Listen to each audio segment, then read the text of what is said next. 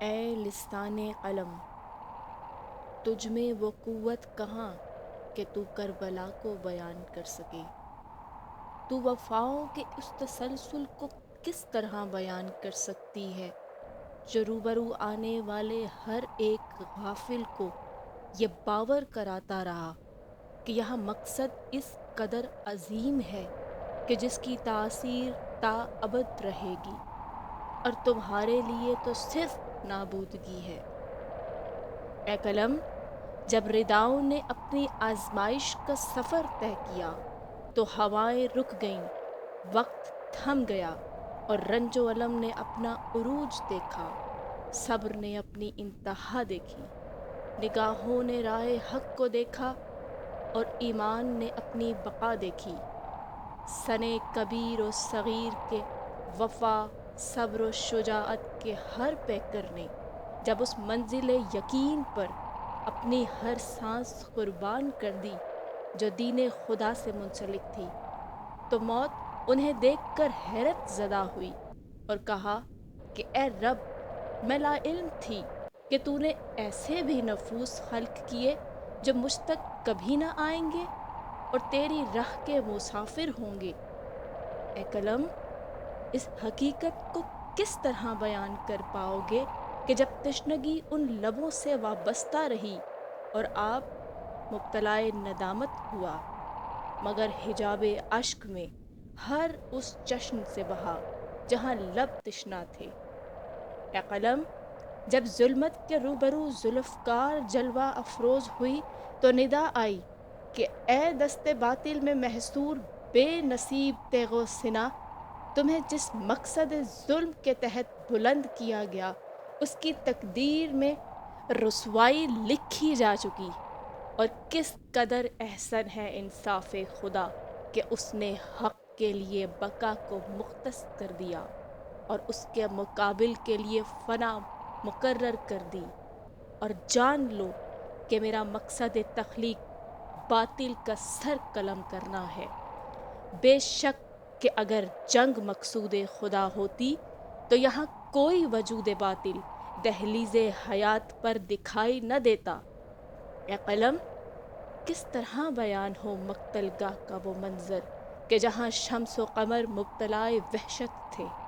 شمس کی حسرت تھی کہ اگر وہ دائرہ فطرت میں قید نہ ہوتا تو کبھی اس سرزمین پر اپنی حدت نہ پہنچنے دیتا، اور قمر کہہ رہا تھا کہ اے میرے خالق، مجھ کو ان کی آنکھوں کی ٹھنڈک نہ بنانا جن کے ہاتھ خون ناحق سے سرخ اور دل ان کے مقدر کی طرح سیاہ ہو چکے۔ ریگِ کربل نے کہا، میرے دامن پہ خون ناحق گرانے والو، جان لو کہ خدا کی اس امانت کی میں محافظ رہوں گی۔ پیغام امن لانے والے تو وہ مسافر تھے جو تمہاری تباہی کو تمہارا مقدر کر گئے، اور جان لو لہو کی یہ سرخی جو تم نے چاہا کہ مٹ جائے، یہ وہ خون ہے جو تا ابد میری دھرتی میں، فضاؤں میں، گل و گلزار میں دکھے گا۔ اے شمس و قمر اور افلاک کے حجابوں، اگر جنگ مقصود ہوتی تو میں حکم حق سے اپنا وجود عرض باطل پہ پلٹ دیتی، اور تا ابد میں اپنے سینہ سے لالا و گل نہ اگلتی۔ اور آتش کہ جس نے اس مقام پر رب سے شکوہ کیا کہ اے رب، وائے ہو مجھ پر کہ میں وسیلہ کرب بنی اور میرے سبب اس سرزمین پر ایذا اتری۔ اے کاش کہ میں نارے نمرود کی طرح مانند گلزار ہو جاتی، اے کاش کہ ظلم و باطل کے ہر کردار کو نابود کر دیتی۔ تو اس کے شکوہ کو مشیت رب سے جواب ملا کہ اے آتش، غم نہ کر کہ روز جزا ظلم و باطل تجھے سونپ دیا جائے گا۔ اے قلم، اگرچہ ظلم کا راستہ اختیار کرنے والوں کی منزل نابود مقرر ہو چکی تھی، مگر حق کے علم برداروں نے حجت تمام کی اور ان غافلوں کو راہ خیر پر بلایا۔ میدان کربلا میں صبح عاشور حیا علی الفلاح کی گونجتی ہوئی پکار ان ظالموں کے لیے خیر و فلاح کی آخری پکار تھی۔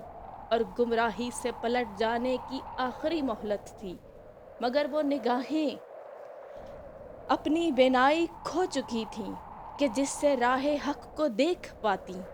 ان کی سماعتیں اس قابل نہ رہیں کہ صدائے خیر کو سن سکتی۔ ان کی زبان میں وہ ہمت نہ تھی کہ اس صدا پر لبیک کہتیں۔ اے قلم، ریگ کربل نے کہا، میں عصر عاشور نیزوں کے حصار میں ادا ہوتی نماز اور اس سجدہ عظیم کی گواہ ہوں جو دین خدا کو بچانے والے نے ادا کیا، اور بعد از کربلا تا ابد با حضور خدا بجا لایا جانے والا ہر سجدہ مومن اس سجدہ عظیم کا احسان مند رہے گا۔